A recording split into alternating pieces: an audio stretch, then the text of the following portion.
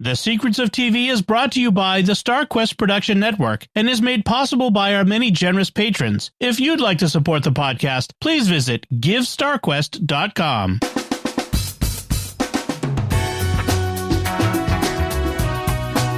You're listening to The Secrets of Television. Hi, I'm Dom Bettinelli, and we take a closer look at the stories behind the stories, exploring the themes, characters, and hidden meaning in the shows everyone's watching and the classics worth remembering. And this time we're discussing Monarch Season 2, Episode 2, Resonance. Joining me today are Jeff Haecker. Hey, Jeff. Hey, Dom. And Patrick Mason. Hey, Patrick. Howdy, Dom. Folks, be sure to follow The Secrets of TV. We're in Apple Podcasts, Spotify, TuneIn, your favorite podcast app, or at the StarQuest YouTube channel at youtube.com/StarQuestMedia, where you should always like, comment, subscribe, and do all the YouTubey things. Click the bell for some reason, because if you don't, YouTube doesn't show you nothing. All right, we're talking about the second episode of Monarch Season 2 called Resonance, and I'll give you a quick recap before we get into the discussion. The episode opens with Shaw, freshly rescued from Axis Mundi, arriving aboard Outpost 18 as the team regroups in the aftermath of Skull Island. Tim, now in command following Verdugo's unfortunate demise, struggles with the responsibilities of leadership and leans heavily on Shaw's experience to manage the unfolding crisis.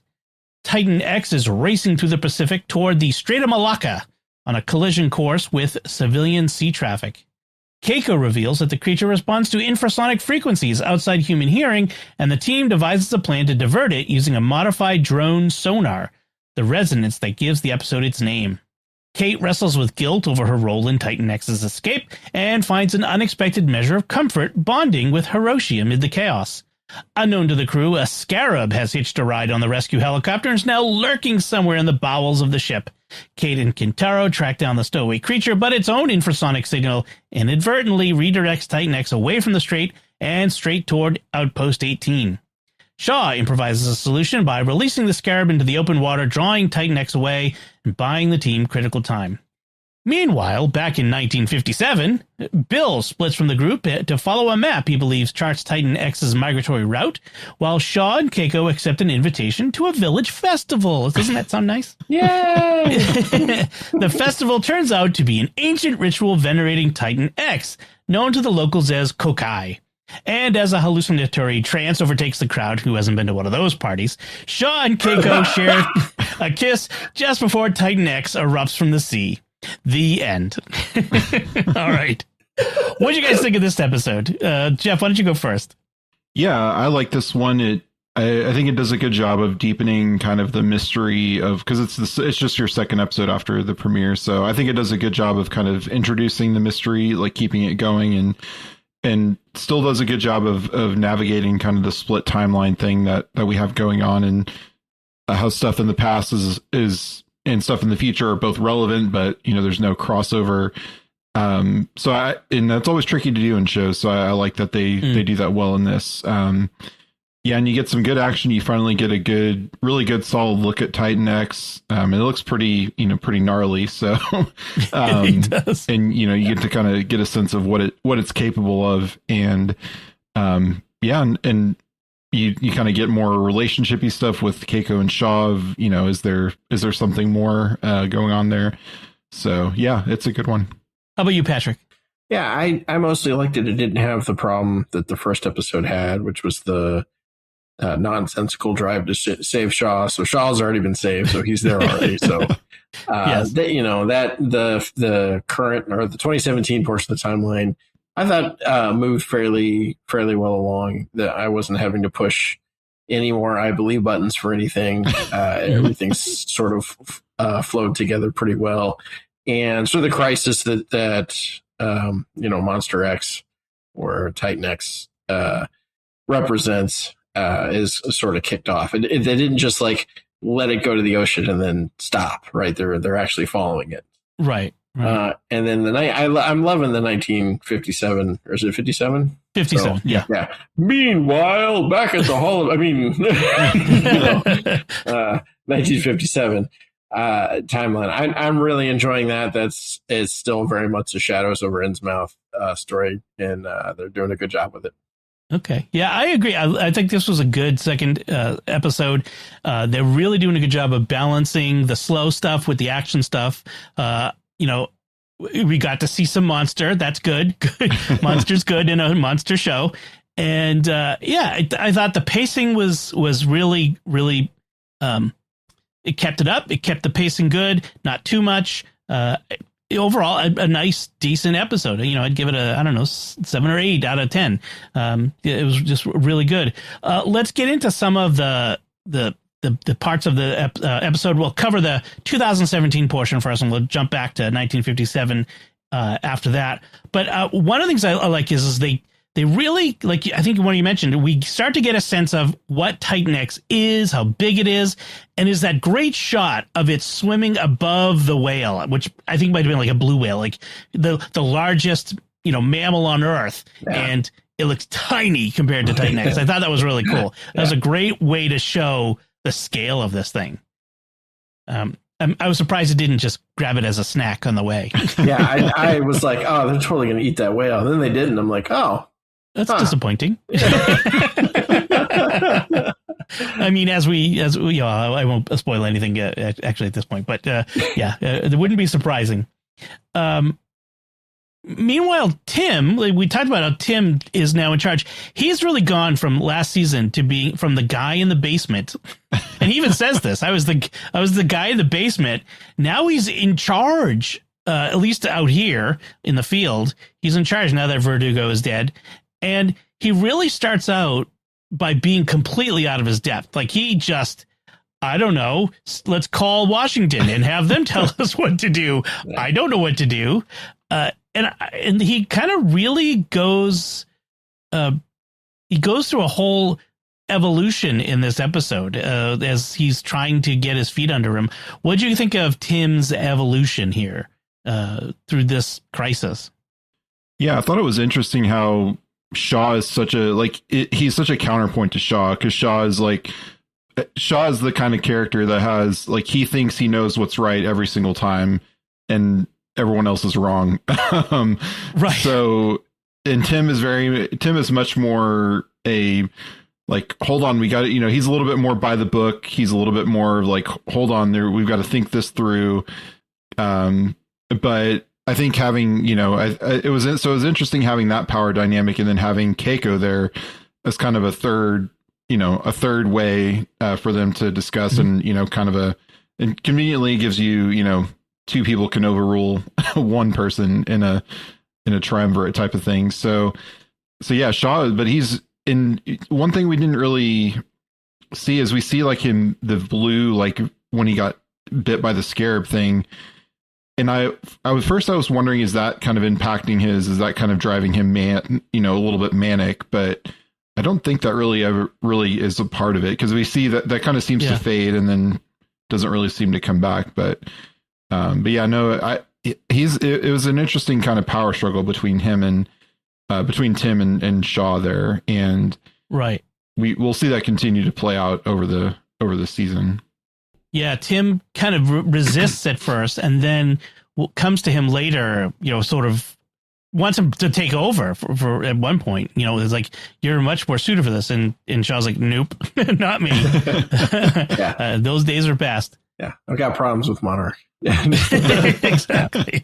Yeah, it's interesting because it forms. So the show tends to move in threes, right? We have Kate, May, and Kentaro, right? Yeah. They kind of form a three per, and that was the primary group of three we had in quote unquote present time. I guess that would have been 2015. Yeah, no time for that season. And then in the past it's Billy, Shaw, and Keiko. And, we still have that group of three, but now we're seeing another kind of group of three emerging in the present, the 2017, and that appears to be Keiko, Tim, and Shaw, at least in this episode. And I found that kind of interesting because it leaves Kate's dad kind of out. He's sort of Hiroshi. This weird, he's sort of this weird bridge between several of the groups. but he's not really part of them. And I think it's an interesting way to look at sort of his relationality with both his mom and his daughter and his son all at the same time on the same boat. Right. And Shaw too, because Shaw. He's got this Uncle Shaw. Uncle Lee. Yeah. Or Uncle Lee, not Billy. Yeah. Yeah. One of the things I really liked was right at the beginning for Tim, the random Monarch guy, Verdugo's taken off the board. You're in charge. And he's like, off the board? Dude, she's a person. She had a kid. I like how they humanize her. In a lot of these, especially in the monster movies, so many people die. Like, just so many like random people are swept off of bridges by the tail of Godzilla as he walks by or gets stepped on by a big monkey. I like that we stop to humanize a person and kind of realize, no, every one of these people who dies is a person. And it says a lot about Tim that he does stop to kind of say, don't talk about her like that. She's a person where we need to stop for a moment and mourn her and then move on. And he's a little overwhelmed too in that, but it was a good moment to me. We have the Tim Shaw conflict until Tim takes command. Shaw basically bullies him into doing the right thing, which is follow the Titan. Yeah. And then we have Hiroshi's mad. He's mad that the button got pushed and the Titan came out. And of course, Kate overhears him and thinks he blames her. But he tries to tell her, blame me. And I'm like, does it seem logical for her for him to, should she buy that, or should she take accept the consequences that she's the one who'd pressed the button? I mean, what do you guys think? Is he just saying that, or does he mean it? Yeah, so I think it's kind of the dad thing coming out of him, right? Like it is her fault, right? She, everybody kind of when the rest of the team showed up on the island and said, hey, don't push that button. And then she did it anyways. It was kind of pretty much her at that point. Yeah. I mean, everybody else was involved and whatever, but I think a lot of that is the dad in him. He's trying to be dad. He's, and it probably is something that comes somewhat natural, but also it has the whole extra on top of it of like, I have to also prove to her that I'm still dad. Like, because their relationship just has shifted so drastically in the past, from Kate's perspective in the past year, and for his perspective the past 3 years, right? Because he didn't go into Access Monday, so he's, I think that's him trying to sort of overcome the problem space that he's in now, with this like super dad move. Which is BS. Like, yes, it is. It is the super dad BS move. Yeah. No, honey, it's all me. You didn't do it. Yeah. I made you do it. I put you in a bad position. Well, I wonder too if he was saying more. It's like it's my fault for not being there for you in the first place, and kind of for kind of the sequence of events that led to, her getting stuck in Axis Mundi in the first place, and then, feeling the need to go back for Shaw and all of that. Like if he hadn't been gone, because I think he was gone for a year. And then that's when Kate, and he he declared dead in season 1. And that's what led Kate to Japan, to Kentara's, Kentara's mom or something. So I think it's that he feels guilty for kind of everything, and probably guilty for having the secret family in the first place. So I think he's kind of just... Which he should. Yeah. That's appropriate guilt. That is appropriate. So it could, and I don't know if I'm subscribing to this, but that could be the read that he's, everything is his fault because he kind of, led them down that kind of pathway for all of that. And even down the path of Monarch, like if he had walked away from Monarch and just had to, live, just worked in a random office as a random job and didn't do any, chase monsters, like none of this would have happened. So it could be some of that too. And I'm trying to remember, why did he disappear? Spoilers. Does that? Yeah. I think it comes out in this season. Yeah. Oh, Yeah. okay. Yeah. So how did he get reunited? I'm sorry, I'm reaching back to first season here. How did he get reunited with them? In Africa, right? Well, they found the Kentaro, Kate, and May were looking for. They were following clues, and they found him right when Godzilla woke up. Right. In like Tunisia. I thought it was like in the Sahara or something. Yeah, something like that. Oh, yeah. In the desert. Yeah. He was laying on his side in the desert. Yeah. Okay. Yeah. Yep. And that's when they found him. They chased him to Alaska, but he wasn't there. And That's right. Yeah. The plane had crashed and all that stuff. Yeah. But that is something that comes up this season. So yeah. Okay. Where he was.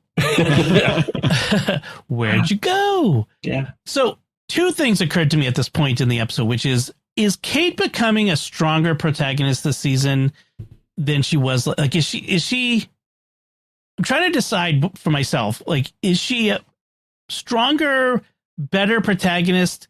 It was kind of an ensemble last season. I mean, really, she was the lead, but with Kentaro and May and then Shaw showing up, and it was kind of all of them together.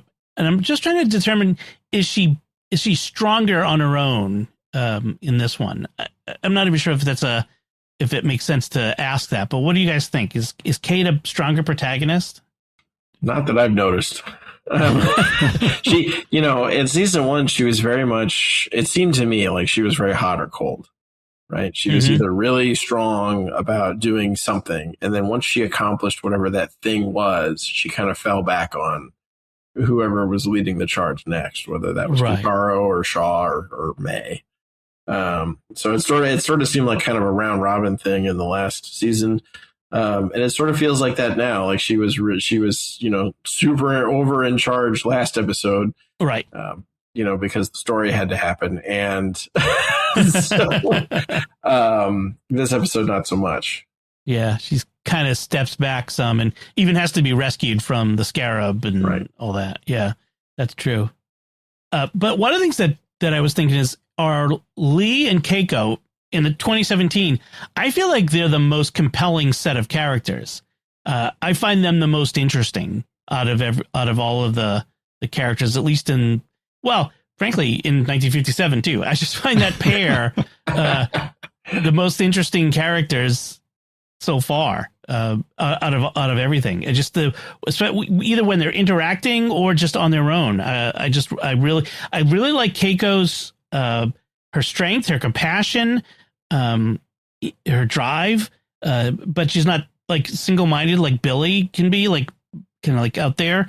I don't know. I really feel like they're the 2 best characters from my point of view. But I don't know how you guys feel about that. What do you think?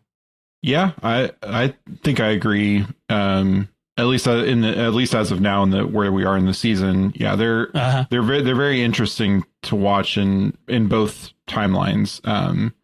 And yeah, they're like you can tell there's a deep friendship there in both time periods, because the 1957 timeline is, of course, before she disappeared into Axis Mundi back in, I think it was in the 60s or so, 63 or something. 62, I think it was. Okay, yeah.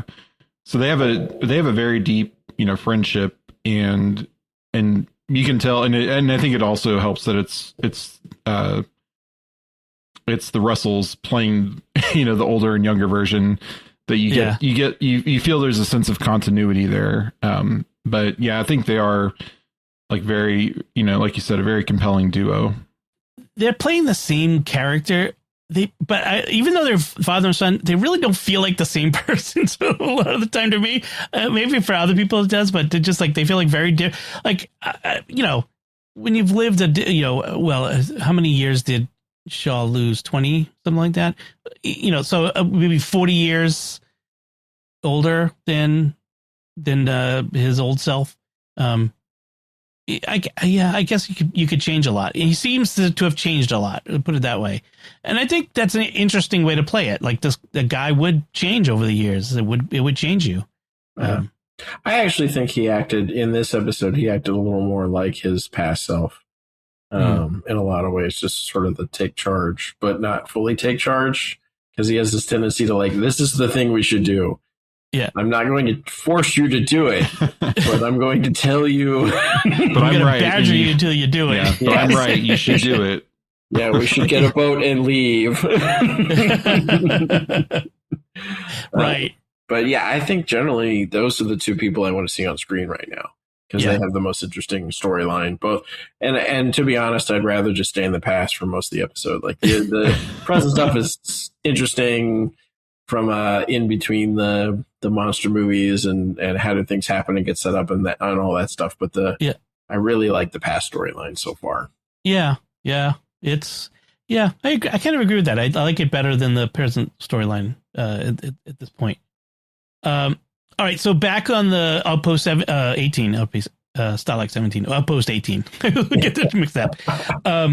As soon as we follow random guy in the hallway, after he passes Kate, I'm like, oh, he's dead. Yeah. We don't follow random guy for nothing. He might as well be wearing a red shirt uniform. Yeah. Exactly. But Stowaway Monster becomes horror story. I mean, that's really what it is. It's Alien, it's the thing. And the jump scare. I'm glad I don't watch this in 3D because that would have sucked. The thing coming out at your face. I just wonder how, like, a guy who is in Monarch is, a strange noise. I'm immediately picking up the phone and calling security. Like, how do you get to the point where you're in Monarch and you're like not suspicious of everything? How did nobody see the darn thing? Like, it was like everywhere. Well, it wasn't in the air vents. Like, it got into the vents and was Yeah, but at one point it was crawling along the walls and ceiling too. I mean, I don't know. Maybe everyone's at their post. Yep. So he dies in probably a horrible way. That's quite. Can you imagine the mess someone found? Well, you see the blood trail that Kate finds. So it was a lot of blood. it like streaked along the walls for a good part of the corridor. Yeah. Clean up aisle 9. So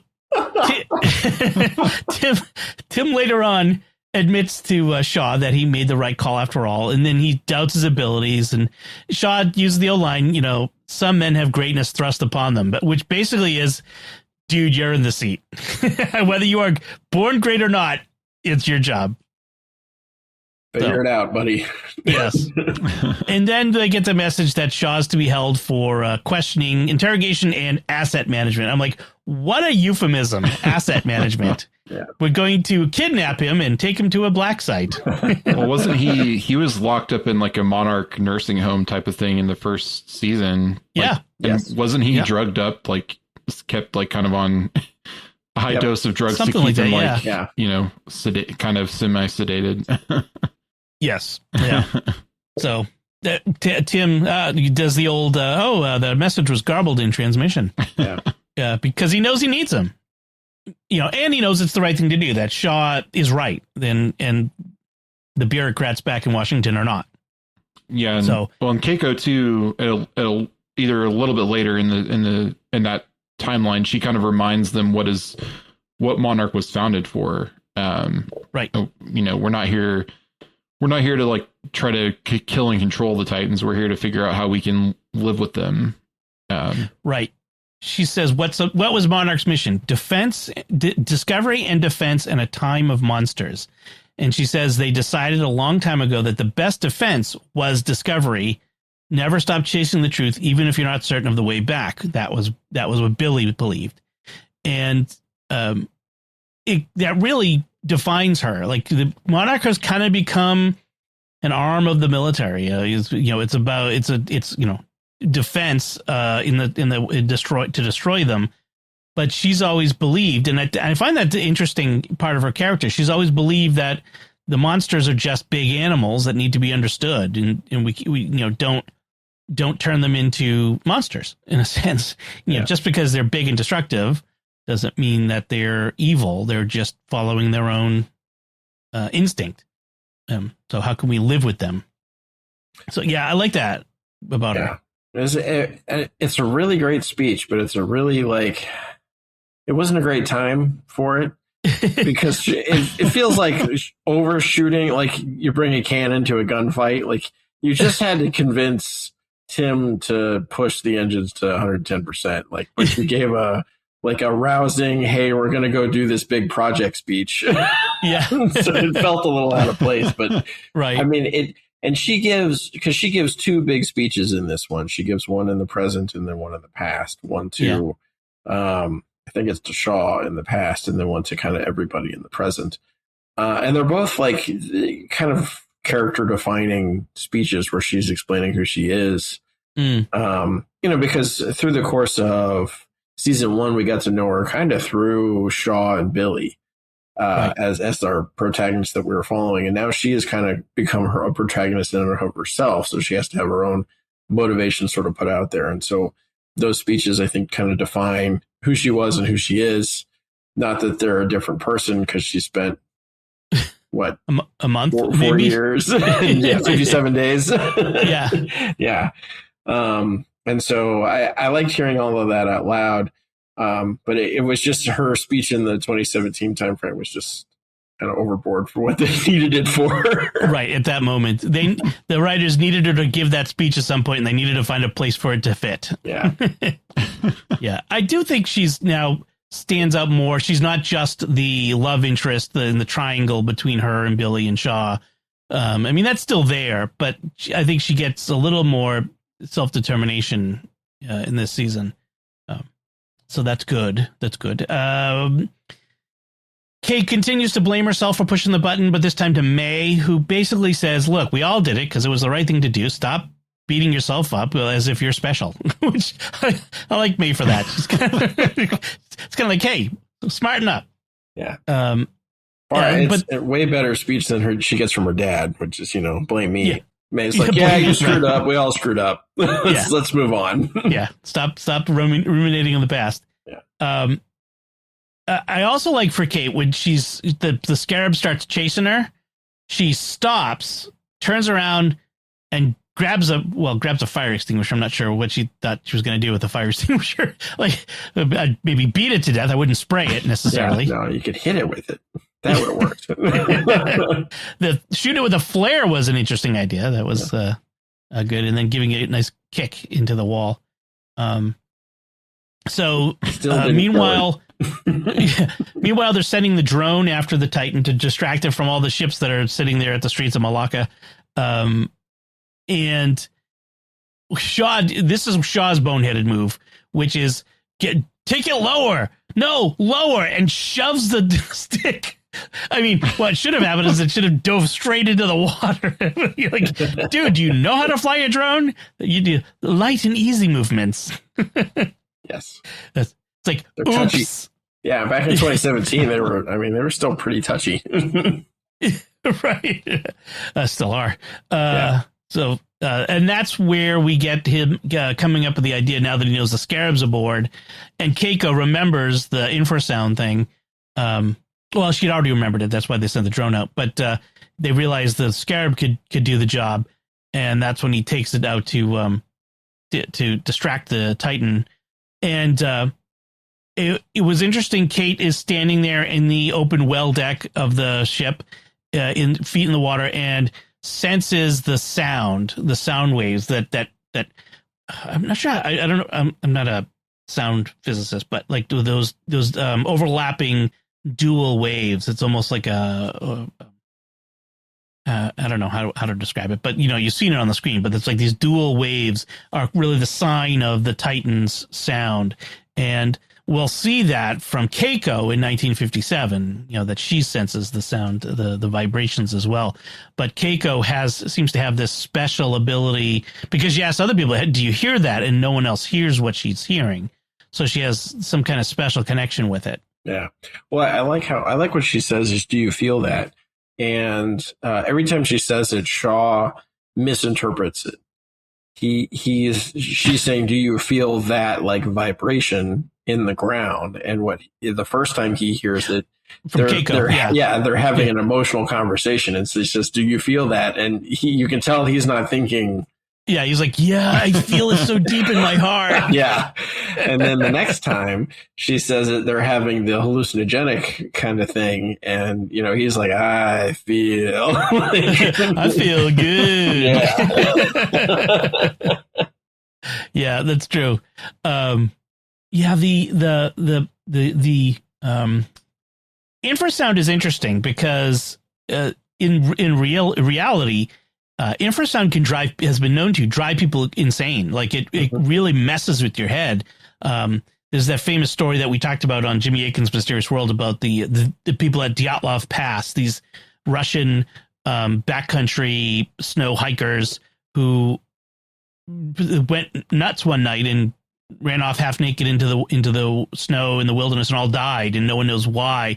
And one of the theories is that the wind blowing through the pass vibrated in an infrasound level that drove them mad. And so that's interesting that they're going with this infrasound, which is a sound that you can't really hear those frequencies, but you can sense them. So I think it's an interesting addition to the story. So that's where we basically leave 2017. Let's jump back to 1957, back to Jeff. What did I call it before we started? Cthulhu Village. Yeah. Santa Soledad, which I looked up. If you would translate that from Spanish, it means holy solitude. Holy solitude, Batman. These people are way out. I guess we made the meanwhile reference, so. Yeah. Meanwhile. So the Keiko discovers that the Titan is somehow enriching the waters with phosphorus and nitrogen, which is what is making it really good fishing grounds. Is it just pooping in the water? Is that what we're saying here? I think so. I mean, something that big. Yes. It probably drops a lot. Yeah. That is, yes, that's what we're saying. Okay. Just wanted to make clear. Wanted to make sure. All the 12-year-old boys. Yeah.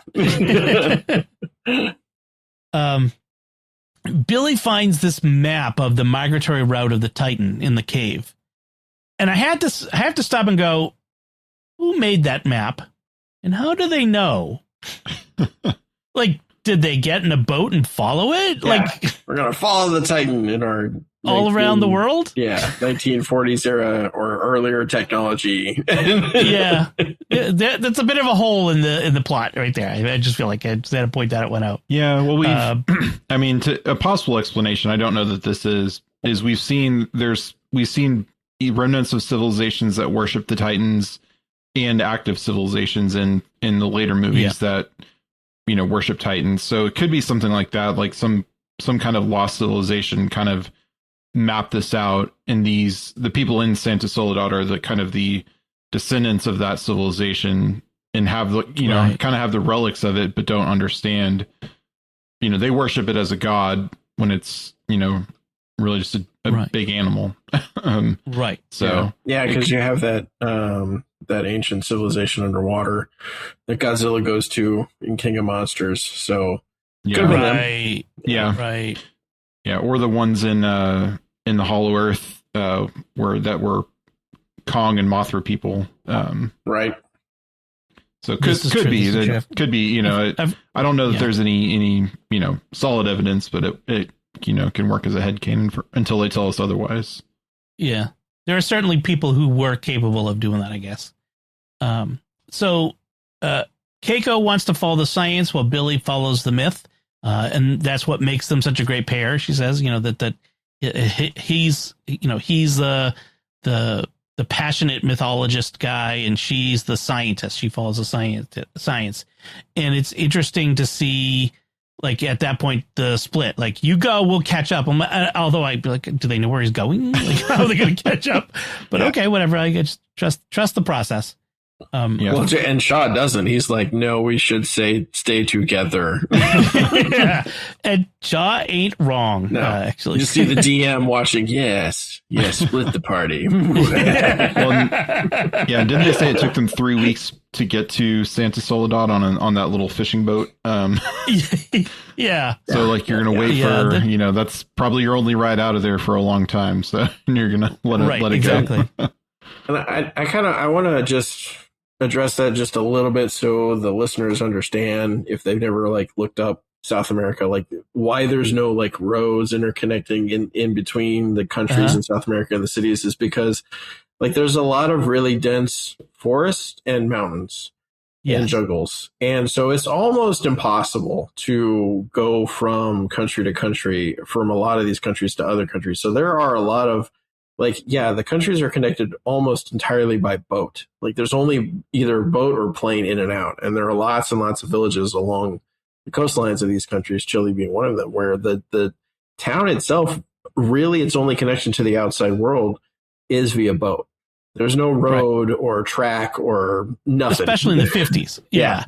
There's no trains. You're not going up into the Andes and coming down on the other side. That just doesn't happen. There's a reason Chile is this sliver along the west coast of South America, is because there are impassable mountains right on the sea that defines the country. You know, and you're right.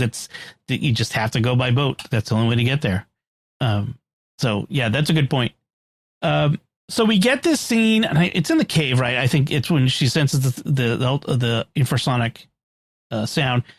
She talks about how her first husband died of cancer at Nagasaki. He was a doctor there, and how his protection and providing for her wasn't enough for her. Like, he was a good provider, she said, but she didn't want to be provided for. She wanted to, she's obviously a type A, go out, see things, do things for myself.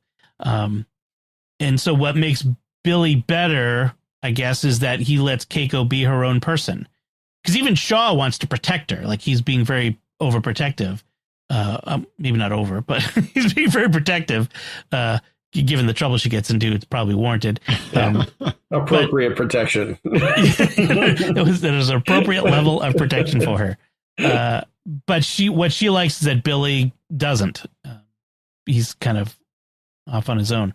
I thought it was an interesting character. I mean, it was probably the most revealing character moment for Keiko so far. The most we've learned about her past, because it would have been unusual for, at that time, a Japanese woman to be a doctor, a scientist of that caliber. They mentioned it was an arranged marriage too. So it wasn't even like she didn't really necessarily culturally, she didn't necessarily have a choice in that, but right. So they get invited to their little beach festival. Because the villagers have decided they're not going. They're obviously not going anywhere. So we might as well make them part of the ritual. Invite them to dinner. Oh, you are the dinner. But the thing I was wondering is, like, so what are they doing? Are the scarabs? The scarabs obviously aren't the offspring of the Titan, because that's the egg. Sorry, spoilers. But dun, dun, dun. Yeah, but they're not the offspring, but they're somehow connected, and it's protective of them. All right, or are they the offspring? I don't know. Maybe they are. It seems unclear. Yeah, I don't think they're the offspring, but I think it's like it's a symbiotic thing. Like, Titan X has and I don't, I guess, fully understand what the symbiosis is, because, like, what are these little things doing for Titan X? But right. But yeah, they're I can't remember in the later episodes and if they like go into it more, but or are they like an actual extension of the Titan? Are they like part of its like nervous system? They're like, they're independent kind of little things, but that go drones. Drones. So I don't remember exactly, but yeah, it's an interesting relationship that they have. They're like, because they wake up and then that seemingly is what signals Titan X to come to the village. That's actually an interesting idea, is that it's like the drone queen relationship. I wonder if that's more like it.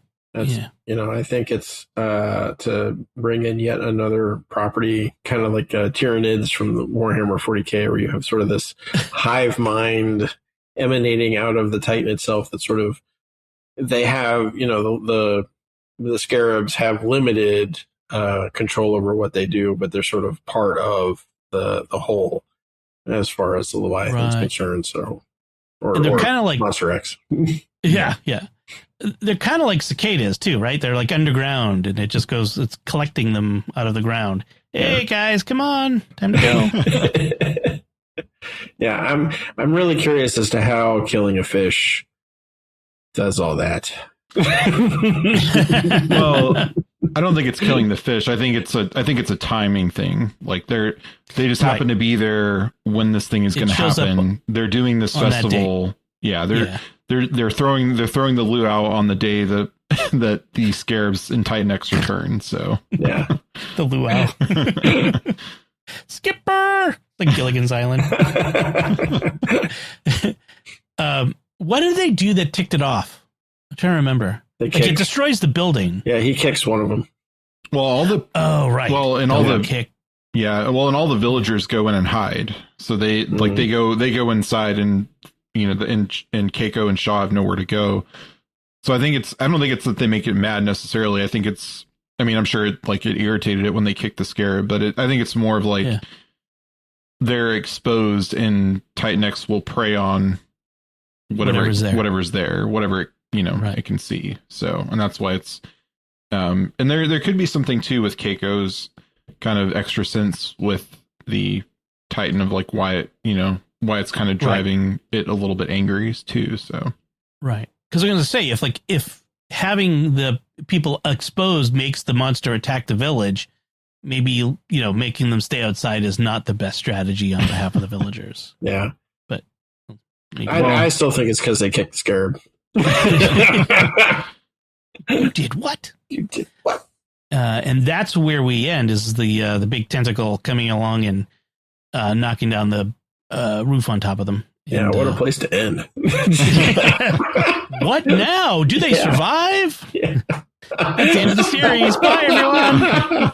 Yeah, we accidentally killed them off in the past, so the rest of the series didn't actually happen. So, any other thoughts on this episode? Any notes we missed? No, the only thing we didn't really talk about it, but Keiko and Hiroshi in the 2017 timeline, they had a nice conversation about and kind of getting to work together kind of for the first time. Because Hiroshi kind of never knew Keiko in this, or knew her, but only as a small kid, and never they were never working together on monster stuff. But the whole Titan thing drew Hiroshi into work for Monarch and being on it too. So that was kind of a nice, they had a little bit of a kind of reconciliation there too. Yeah. True. Don't bite your nails. Don't bite. Yeah. Keiko got to be a mom again. How weird would that be? Yeah. Hi, my mom is younger than I am. or near the same age. Anyway. Yeah. Something like that. Yeah. How old is Hiroshi? Was his dad the doctor who died at Nagasaki? Yes. Yeah. I think so. He'd have to be. Yeah. I mean, in 2017, he'd have to be 70s. Well, there's some other stuff too that we can't spoil yet. So no spoilers. Yeah. So I assume he's in his late 40s, early 50s. Yeah, just from the look at him, and 50s. Yeah, Kate and Kintaro. Kate's brother, Kintaro. Their ages. Yeah, because they're in their 20s, right? Yes, very clearly. Yeah. 20s. I mean, I'm in my late 50s, and I have a 20-year-old as my oldest. I have a 13-year-old, so yeah. I'd almost rather be in Access Monday sometimes, being an old dad. I wish I had kids when I was little. Yes, yeah. For anybody considering out there, your knees don't last forever. Have kids young. Have kids young. Or have them and then go to Access Monday so they'll grow up. You miss all those terrible twos, terrible threes, the terrible 13s. Anyway, we should wrap there. I do want to encourage folks to send us feedback. I'll give the feedback addresses in a second, but it adds a lot to the show if we hear from you and your theories and what you think is going on and what you think of our theories. So we would love to hear from you. Before I get to the feedback information, but I do want to take a moment to thank our patrons who make it possible for us to create the secrets of television, including Joseph O., Wojciech D., William M., Andrew T., and Michael H. Their generous donations at GiveStarQuest.com make it possible for us to continue the secrets of television and all the shows at StarQuest. And you can join them by visiting GiveStarQuest.com. So that's it from us. Like I said, we'd love to hear your theories and what you think of this episode, Resonance, or any of the other episodes. You can let us know by commenting on the show at sqpn.com/TV. Send an email to tv@sqpn.com. Visit our Discord community at sqpn.com/Discord and join the conversation there. And until next time, Patrick Mason, thank you for joining me and sharing the secrets of television. You're very welcome, Tom. I didn't push the button. I didn't either. Jeff Haecker, thank you as well. Thanks, Tom. And once again, I'm Dom Bettinelli. Thank you for listening to The Secrets of Television on StarQuest. Here's another show on the StarQuest network you're sure to enjoy. The Secrets of Technology. Find it wherever fine podcasts are found or at sqpn.com/technology.